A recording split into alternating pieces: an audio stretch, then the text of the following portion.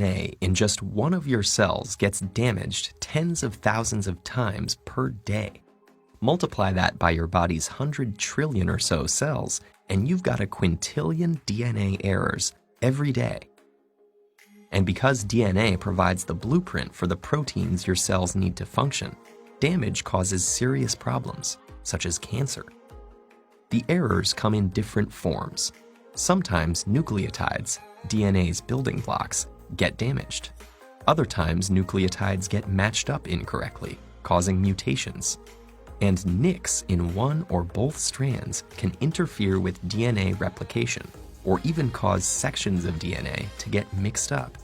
Fortunately, your cells have ways of fixing most of these problems, most of the time. These repair pathways all rely on specialized enzymes. Different ones respond to different types of damage. One common error is base mismatches. Each nucleotide contains a base, and during DNA replication, the enzyme DNA polymerase is supposed to bring in the right partner to pair with every base on each template strand, adenine with thymine and guanine with cytosine. But about once every 100,000 additions, it makes a mistake. The enzyme catches most of these right away and cuts off a few nucleotides and replaces them with the correct ones.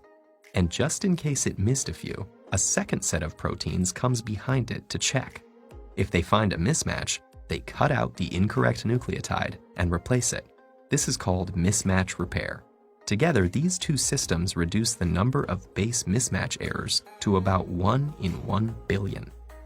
But DNA can get damaged after replication too. Lots of different molecules can cause chemical changes to nucleotides. Some of these come from environmental exposure, like certain compounds in tobacco smoke. But others are molecules that are found in cells naturally, like hydrogen peroxide.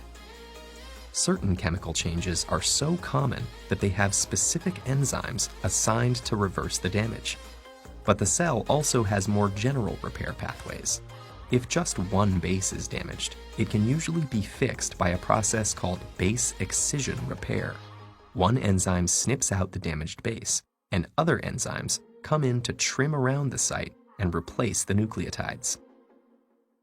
UV light can cause damage that's a little harder to fix. Sometimes it causes two adjacent nucleotides to stick together, distorting the DNA's double helix shape. Damage like this requires a more complex process called nucleotide excision repair. A team of proteins removes a long strand of 24 or so nucleotides and replaces them with fresh ones. Very high-frequency radiation, like gamma rays and X-rays, cause a different kind of damage. They can actually sever one or both strands of the DNA backbone. Double-strand breaks are the most dangerous. Even one can cause cell death. The two most common pathways for repairing double-strand breaks are called homologous recombination and non-homologous end joining. Homologous recombination uses an undamaged section of similar DNA as a template.